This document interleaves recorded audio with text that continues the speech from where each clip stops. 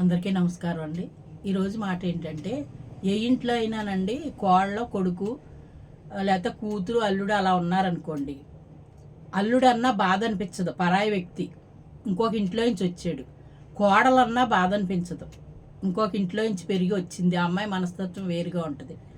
అదే కూతురు కన్న కూతురు కానీ కన్న కొడుకు కానీ ఒక మాట అన్నారు అంటే ఆ పెద్దోళ్ళకి చాలా బాధ, పేగులు మెలేసిపోయే బాధపడిపోతూ ఉంటారు.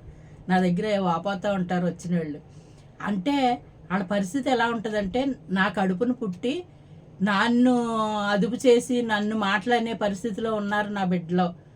నేను ఈ ఈ కూతురు అన్నది అనుకోండి, నేను అల్లుడికి లోకువే కదా, ఆ అల్లుడు పుట్టింటోళ్ళకి లోకువే కదా, ఎపరాల వాళ్ళకి లోకువే కదా అని ఒక బాధ.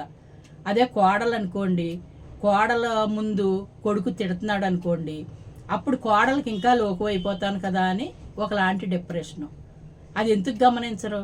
పరాయి నుంచి వచ్చిన అల్లుడు కానీ కోడలు కానీ అంటంటే అలా కదలండి, ఇలాగనే కూతురు సమర్థించాలి. ఏమంటే ఆ మాట అనకండి మీరు అని అంటే ఆగిపోతారు. అవతల వాళ్ళు కూడా అంత మరీ ఇదిగా ఉండరు. అదే కోడలు ఒక మాట, నీ తల్లి నేను ఎదురుగా తిడుతుంది అనుకో, అప్పుడు ఏం చేయాలంటే, అలా కదిలే ఆగు అని చెప్పి ఏ పేరు అయితే ఆ పేరు పెట్టి, నువ్వు ఇలా అనుకో, మా అమ్మ బాధపడుతుంది కదా అనేసి చాటుని చెప్పుకోవాలి. ఇప్పుడు ఎదురుగా చెప్పి వాళ్ళ అహం దెబ్బతినే కన్నా చాటుకు తీసుకెళ్ళి భార్యకి చెప్పుకోవాలి. ఈ మాట అనుకో, ఈ మాట అనుకో, ఇలా ఉండు అలా ఉండు, ఎందుకు ఆవిడతోటి మనకు గొడవ ఎందుకు అని కొడుకోడు సమర్థించాలి.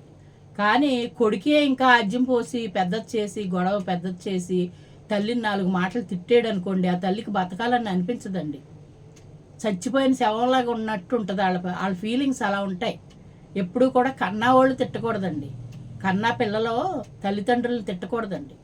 చేతనైతే ముద్ద పెట్టడం, చేత కాకపోతే కనుక వాళ్ళ బతుకునివ్వటమే తప్ప దగ్గరుండి హింస పెట్టి మాటలతోటి చంపకూడదు. ఏ మనిషినైనా సరే చంపేయాలనుకుంటే వాళ్ళని ఒక్కసారి చంపేయాలి, అంతే తప్ప మాటలతో చంపటం అనేది చాలా చాలా తప్పు నా దృష్టిలో. హింసది ఒక జీవహింస చేసినట్టే లెక్క. మాట ఎంత పదునైందండి, అది మనిషి ప్రాణం తీసేస్తుంది ఆ మాట వల్ల. ఆత్మాభిమానం కలవాళ్ళు అనుకోండి, ఆ మాట తట్టుకోలేరు. వాళ్ళ బతికిన బతుక్కి ఈ మాట పడ్డాను కదా అని వాళ్ళు ఒకలాంటి ఫీలింగ్కి వెళ్ళిపోతారు. అందుకని ఎప్పుడూ కూడా తల్లిదండ్రులని కూతురు కానీ కొడుకు కానీ ఏమీ అనకూడదు. ఆ పాపాన్ని చుట్టుకోకూడదు, అనకూడదు. దైవంతో సమానం అనుకోవాలి. నిజంగా తల్లిదండ్రులు తప్పున్నా సరే క్షమించి వదిలేయండి. మీ సొమ్మేం పోతుంది? ఏమంటారు చెప్పండి? కరెక్టే కదా నేను చెప్పింది?